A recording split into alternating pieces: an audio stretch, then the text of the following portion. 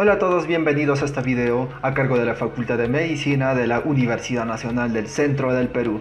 Mi nombre es Yuri Lima y hoy hablaremos sobre la carcinogénesis microbiana junto con mi compañera Vanessa Álvarez. Hola a todos. Por una buena comprensión de este tema, lo hemos dividido en tres partes: los virus ADN-oncógenos, los virus ARN-oncógenos y la carcinogénesis bacteriana.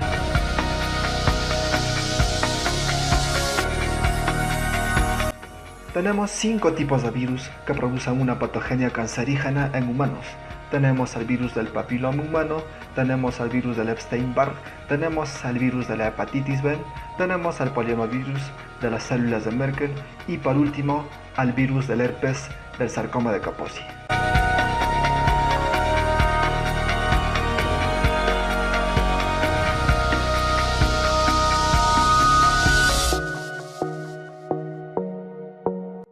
El virus del papiloma humano es un virus pequeño que ataca principalmente al epitelio de la piel y de las mucosas. Su ciclo vital de replicación va a la par con el ciclo vital de los queratinocitos y del epitelio de la piel y de las mucosas. Actualmente se conocen 100 tipos de estos, que están clasificados en las benignas y en las malignas. En las benignas tenemos a los tipos 1, 2, 4 y 7, que producen papilomas escamosos, comúnmente llamados verrugas, mientras que en las malignas tenemos a los tipos 16 y 18 que producen carcinomas en la cabeza, en el cuello, en la región anogenital, especialmente en un 99,7% en el cuello uterino, que es la segunda causa de muerte de mujeres a nivel mundial.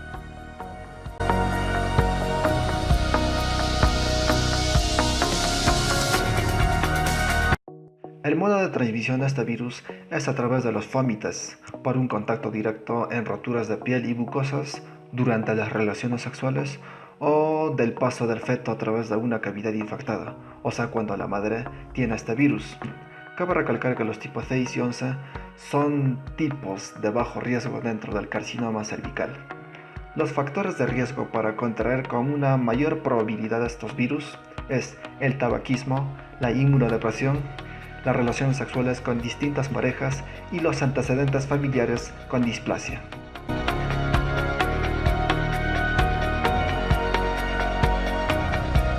Esta proteína utiliza el L1, que es una proteína de unión vírica, para unirse a los proteoglucanos heparínicos e integrinas alfa, o sea, para ya pasar la membrana extracelular. Y una vez que ya están dentro de la célula, lo que hacen es codificar genes de expresión temprana, que van de 7 a 8, y genes de expresión tardía, que son 2. Los más peligrosos son los genes de expresión temprana, L5, L6 y L7. L5 induce a una mayor proliferación de las células. L6 inactiva la P53, que es la encargada de producir apoptosis en las células dañadas, y también produce una expresión aumentada de la telomerasa. Bien sabemos que un desgaste de la telomerasa en una célula normal hace de que las células tengan cada vez menos división celular. L7 se une al retinoblastoma y de esta manera todas estas proteínas oncógenas producen aberraciones y mutaciones en nuestras células.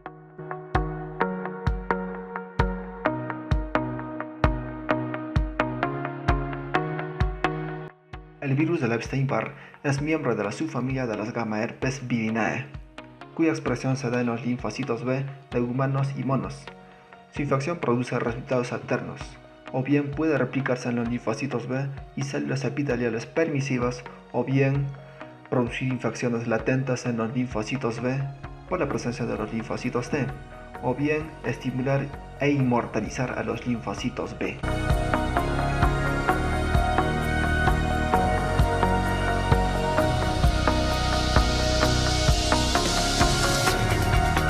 Etiológicamente, este virus está relacionado con el linfoma de Burkitt, con la enfermedad de Hodgkin y con el carcinoma nasofaríngeo.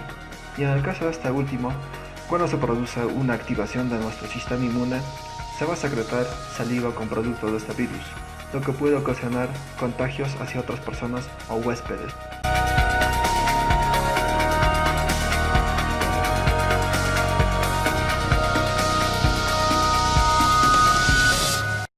Para infectar a los linfocitos B, lo que hacen es unirse al receptor C3D o CD21, que son los encargados de producir una mayor proliferación de los linfocitos B. Sus proteínas de latencia y proliferación son el antígeno nuclear del Epstein-Barr tipo 1, 2, 3A, 3B y 3C, que van a inmortalizar y mantener la infección. También tenemos a la proteína de latencia de membrana tipo 1, que va a activar la señalización NKFB y activará también al BCL2, que son las encargadas de producir apoptosis en células dañadas. El gen de citosina vírica e interleucina 10 impide que los monocitos y los macrófagos inactiven a los linfocitos T.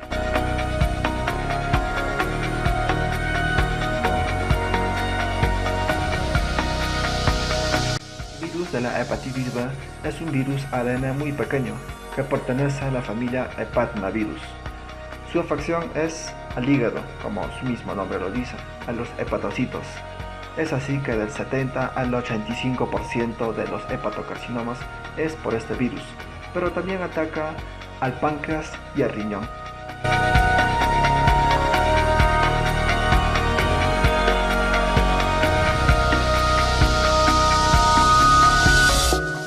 Su modo de transmisión es principalmente por un contacto directo con la sangre, pero también está presente en la saliva, en la leche, en el semen, en las secreciones vaginales y menstruales.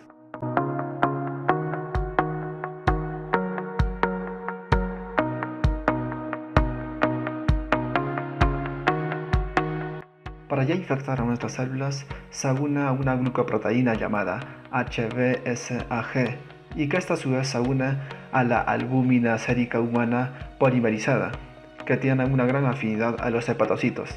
Y una vez que el virus ya está dentro de la célula, lo que hace es introducir su genoma en nuestro núcleo y de esta manera su ADN parcial se convierte en un ADN bicatenario circular. Luego se transcribe y traduce para formar réplicas de este mismo virus. Pero para que salga del hepatocito, necesariamente se tiene que unir nuevamente a la glucoproteína HBsAg. Y de esta manera, microscópicamente hablando, la acumulación de la glucoproteína HBsAg es conocido como la citopatología del vidrio esmerilado en hepatocitos. La presencia del hepatocarcinoma se verá afectada por la presencia de los EROS, o sea de las especies reactivas del oxígeno, como el ion oxidrilo o el superóxido. Pero también se activan las vías de señalización de la NF-κB, que ya lo habíamos visto anteriormente. Pero una infección crónica a la larga va a producir una disminución de los linfocitos T citotóxicos. Bueno, ahora nos vamos a la segunda parte de nuestra clasificación con los virus ARN oncógenos. Efectivamente, Yuri, ya que ya hablamos de los ADN oncógenos, ahora hablaremos de los ARN oncógenos, entre los cuales encontramos la HTLV1 o virus linfotrópico humano de tipo 1. Este fue descubierto en 1980 y viene a ser el primer retrovirus humano identificado. Entre el espectro de enfermedades que están asociadas al HTLV1 encontramos muchos tipos, como son las enfermedades inflamatorias, entre las que están las parapesias espástica tropical o PET, el síndrome de Sjögren y la uveitis. También encontramos enfermedades linfoproliferativas o ATLL, entre los que encontramos la leucemia y linfoma de células T en adultos. También encontramos infecciones oportunistas, como son la sarna noruega y la mayor susceptibilidad a la infección por tuberculosis. Como podemos visualizar en el cuadro de aquí, vamos a ver sus aspectos virológicos. En el genoma del HTLV1 encontramos muchos genes, como son los genes GEL, POL, REX y los Terminal Long Repeat o LTR. Y también encontramos los genes TAC. Estos son los más importantes. Los genes TAC se encargan de activar los factores que inducen a la transcripción de genes celulares de interleucina 1 y 2. También son receptores de célula T, los CD25. Y también son reparadores del ADN. Y se cree que podrían inactivar al gen P53, es decir, el guardián del genoma. También se ha demostrado que hay existencia de varios genotipos, no tanto relacionados a las enfermedades ya mencionadas, sino a los aspectos geográficos de las poblaciones. También ahora vamos a hablar de su epidemiología. Principalmente la infección por HTLV1 ha sido descrita en muchos lugares del mundo, como son África, Oceanía, el Caribe y América del Sur. Este último es considerado como zona endémica. Recordemos que para que una zona sea considerada endémica, tiene que cumplir con el requisito que entre el 2 y el 10% de su población adulta sana esté infectada. Este es el caso de los países como son Brasil, Colombia y Perú. En este último, es decir, en nuestro país, principalmente afecta a etnias y a grupos de riesgo de enfermedades de transmisión sexual. Ahora vamos a hablar de sus vías de transmisión. Sus vías de transmisión encontramos tres. La primera son de madre a niño, la segunda es de transmisión sanguínea y la tercera por la vía sexual. La primera es de madre a niño, principalmente dada por la lactancia. Encontramos aquí las tasas de reportadas entre un 8 y un 38%, dependiendo de factores como son la edad materna, la duración de la lactancia, etc.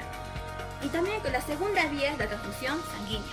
En esta vía se estima entre un 50 y 60%, pero el riesgo disminuye cuando la sangre se mantiene almacenada más de una semana. Recordemos que desde 1999, en todos los bancos de sangre del Perú, el protocolo de despistaje de la infección por HTLV1 es un proceso estricto. Ahora pasemos por la tercera vía, que es la vía sexual. Se puede considerar que la HTLV1 es identificada como una infección de transmisión sexual, ya que esta vía es la más frecuente. Ahora hablaremos de una enfermedad asociada a la HTLV1 que mencionamos en un principio, que es la leucemia o linfoma de linfocitos T en adultos. Pero recordemos que solamente aparece en un 3 a un 5% de los pacientes portadores de HTLV1, es decir, es poco frecuente, pero esta incidencia ha ido incrementándose y hablaremos más adelante por qué. Hablaremos de su célula diana. Principalmente la leucemia, el linfocito de T en adultos, o por sus siglas ATLL, tiene como célula diana los CD4 positivos, los linfocitos T CD4 positivos. Es ahí donde se lleva la transformación maligna. Por lo tanto, podemos decir que para el surgimiento de la leucemia se necesita la infección del HTLV1 hacia los linfocitos T CD4. Aún no se conocen mucho los mecanismos de transformación maligna, pero podemos decir que una elevada fracción de estas leucemias expresan el factor, muy importante, el factor FOXP3. Este es un marcador de linfocitos T y este disminuye la respuesta inmunitaria. La expansión neoplásica de estos FOXP3 en las ATLL podría explicar la propensión de estos pacientes a ser infectados por infecciones oportunistas, como son la tuberculosis, causa frecuente de muerte. Podemos mencionar que la HTLV1 no contiene ningún oncogen, lo que puede conllevar a pensar que no tiene ningún papel en la transformación maligna, pero podemos decir que las interacciones víricas de las células leucémicas muestran un patrón clonal.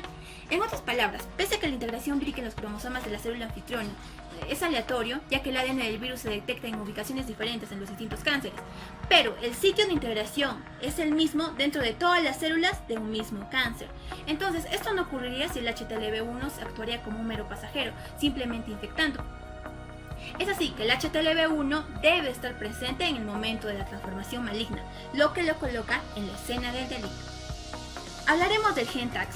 Como les había mencionado antes, el gen TAX es muy importante en el caso del HTLV1, ya que es el responsable de algunos aspectos de la actividad transformadora, de la actividad maligna, ya que el gen TAX es indispensable para la replicación del virus, porque estimula el ADN vírico a partir de la repetición consecutiva de la región 5'.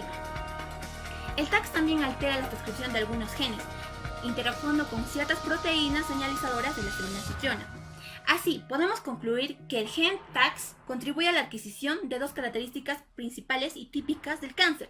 La primera, el aumento de la señalización favorecedora del crecimiento y de la supervivencia celular por sí mismas. Esto se da gracias al aumento de la expresión de la ciclina D2 y D3 y reprime la expresión de los inhibidores de CDK. Otro factor característico del cáncer es el aumento de la inestabilidad genómica, y esto se da porque el TAX interfiere en las funciones reparadoras del ADN. Además, que inhibe los puntos de regulación del ciclo celular a través de la enzima polimerasa beta. Ahora pasemos a su fisiopatología. En la fisiopatología podemos decir que los pasos exactos de la transformación aún no han sido identificados, pero se tiene una hipótesis, que la infección por HTLV1 determina una expansión de la población no maligna de ciertas células policlonales a través de efectos estimulantes de la TAX. Estos linfocitos T que proliferan corren más riesgo de mutaciones. y de una inestabilidad genética. Esta inestabilidad facilita la acumulación de esas mutaciones y anomalías cromosómicas, y en última instancia puede llegar a la transformación de linfocitos T neoplásicos. Ahora hablaremos de otra enfermedad, también asociada a un ARN, a un retrovirus, principalmente asociada porque tiene afín con el síndrome de inmunodeficiencia adquirida. Hablamos del linfoma primario del sistema nervioso central, o por sus siglas el PCNSL, o también conocido como el linfoma cerebral. Este es un linfoma no Hodgkin, es muy agresivo, se origina principalmente en los ojos, leptomeninges, médula espinal, pero al momento del diagnóstico no existe evidencia de la presencia de otro linfoma en alguna otra localización. Vamos a hablar de su incidencia. En la incidencia podemos decir que en las últimas décadas esta se ha duplicado, constituyendo actualmente el 2% de los linfomas malignos y un 3% de los tumores primarios del sistema nervioso central. Este se ha convertido en el segundo tumor maligno cerebral más frecuente en Estados Unidos, solo por detrás de los gliomas. Este aumento de la incidencia se puede dar principalmente al aumento de la pandemia por VIH. Sin embargo, en la actualidad parece haber disminuido la tasa en pacientes con VIH. Esto gracias a los avances en la terapia antirretroviral, pero eso sí, se ha triplicado en pacientes inmunocompetentes, principalmente en la sexta década de vida. Es así que podemos decir que el pico de incidencia se encuentra en los 60 años, siendo de aparición más precoz en pacientes inmunodeprimidos, como son en las inmunodeficiencias congénitas a los 10 años. Ahora hablaremos de las condiciones asociadas a la inmunosupresión, las cuales conllevan un mayor riesgo de poseer un linfoma primario del sistema nervioso central, entre las cuales tenemos las conectivopatías autoinmunes, como son el lupus eritematoso sistémico, el síndrome de Sjögren y la artritis reumatoide. Otro factor condicionante también son los pacientes trasplantados y los síndromes de inmunodeficiencia congénitos, como son por ejemplo el síndrome de Kiskot-Alfons. Otro factor condicionante son los pacientes con SIDA, con el síndrome de inmunodeficiencia adquirida. Recordemos que en ellos el factor de riesgo es aún mayor. También otro factor condicionante son los pacientes que poseen una infección por Epstein-Barr. Ahora hablaremos de su histología microscópica. Como podemos visualizar las imágenes aquí, podemos encontrar las células linfoides con una disposición perivascular y marcadores de superficie de linfocitos tipo B. Excepcionalmente se han encontrado marcadores para linfocitos T, pero principalmente son linfocitos B. Podemos visualizar también aquí en la imagen masas de células linfoides, como les había mencionado, están densamente pobladas, especialmente en el centro del tumor, donde incluso llega a desaparecer la estructura del parénquima cerebral. Las células se asientan en los espacios de Virchow-Robin, donde separan las fibras de reticulina y a veces pueden formar nuevas fibras. Esto hace que se formen anillos concéntricos de reticulina alrededor de los espacios perivasculares. Esta disposición se hace más evidente en la periferia del tumor, donde la densidad celular aún es mucho menor. Ahora hablaremos de su genética molecular. En comparación con otros linfomas originados en el sistema nervioso central, la biología molecular y la genética aún no han sido bien diferenciadas en esta enfermedad. Se desconoce con precisión el espectro de mutaciones de los oncogenes y los genes supresores, pero podemos decir que hay pérdidas cromosómicas, y las pérdidas de material genético son más frecuentes y se sitúan en el brazo largo del cromosoma 6, y las ganancias más frecuentes se dan a nivel del brazo largo del cromosoma 2. Las ganancias cromosómicas son más frecuentes que las pérdidas, pero las pérdidas en el material genético del cromosoma se han relacionado con un peor pronóstico.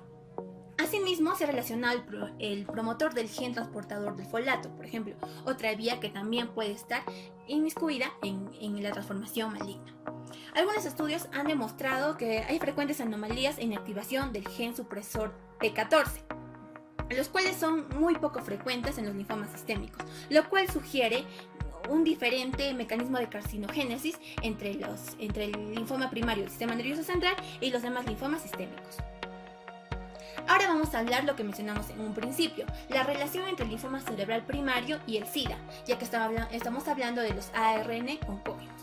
Entonces, el linfoma primario del cerebro suele aparecer en las fases avanzadas de esta enfermedad. Estos enfermos tienen un riesgo mucho mayor, hasta de 2.600 veces, de poder padecer esta complicación. A partir de la introducción del tratamiento antirretroviral de gran actividad o TARGA, se ha modificado el historial natural de los linfomas. Esto principalmente los no hodgkinianos. Principalmente estos están asociados al SIDA. Entonces sí que se comprueba la disminución de la incidencia LPSNS en el caso de pacientes con el síndrome de inmunodeficiencia adquirida. Podemos decir que su incidencia se sitúa entre el 3 y el 4% en los infectados con VIH y constituye la neoplasia con mayor frecuencia que compromete el sistema nervioso central, por lo que se incluye entre las patologías asociadas al SIDA. La edad promedio de aparición en estos pacientes se da entre los 39 años y el 90% de los casos son varones. Estos tumores se tratan de unos tumores de gran malignidad y son multicéntricos. Estos muestran predilección con la localización de los ganglios basales, el cuerpo calloso, el tálamo y la sustancia blanca periventricular y sobre todo la región subependimaria.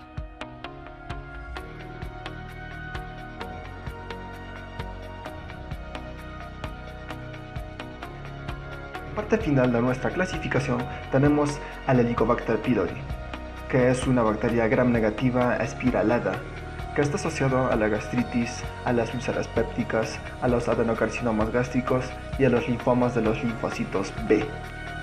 Tiene un movimiento muy rápido en forma de sacacorchos para alejarse de un pH ácido y buscar un pH neutro. También produce una gran cantidad de ureasa para protegerse del ácido gástrico.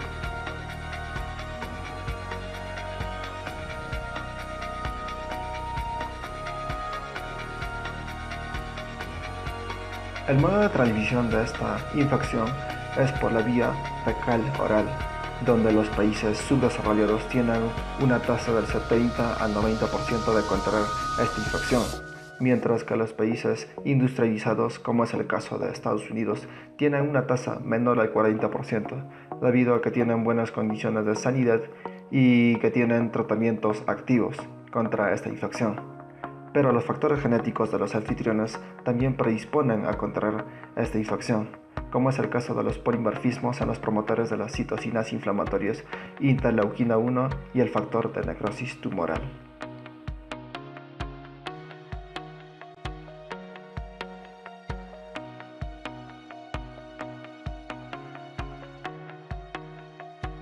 Esta bacteria utiliza la ureasa para producir amoníaco, y este amoníaco lo que va a hacer es neutralizar nuestro ácido gástrico, y gracias a su movimiento rápido y en forma de sacacorchos va a traspasar de alguna manera fácil el moco gástrico para unirse al epitelio y también unirse a los receptores para que nuestro sistema inmunitario no los detecte y no los ataque. Todo esto va acompañado de una secreción abundante de mucinasas, fosfolipasas y del factor vaporizante del tipo A, acompañado de hecho por neutrófilos y de las células mononucleares. Y en etapas más avanzadas, el linfocito B activará a la vía de señalización NF-κB, que va a producir mutaciones adicionales. Ahora, para contextualizar todo lo aprendido, vamos a presentar un pequeño caso clínico. Paciente varón de 48 años que debuta con distensión abdominal, llenura precoz y melena. La gastroscopía demostró una lesión tipo úlcera profunda ubicada en el cuerpo gástrico. La tomografía presentó adenopatías mesentéricas y retroperitoneales. La biopsia gástrica demostró un linfoma no Hodgkin fenotipo T con posibilidad a CD3 y FOXP3. ¿Cuál sería el diagnóstico? Es por esto que, por lo expuesto, podemos decir que el diagnóstico sería leucemia o linfoma de células T en adultos. ¿Por qué? Porque en este caso clínico se nos presenta el linfoma no Hodgkin fenotipo T, como habíamos mencionado, en la célula de las células T CD4 y con posibilidad a CD3 y FOXP3. Recordemos que el gen FOXP3 era el que mayor incidencia tenía la transformación maligna en esta neoplasia. Es por eso que este sería el diagnóstico. Llegamos a la parte final. Hasta el próximo video. Bueno, eso sería todo y gracias por ver nuestro video.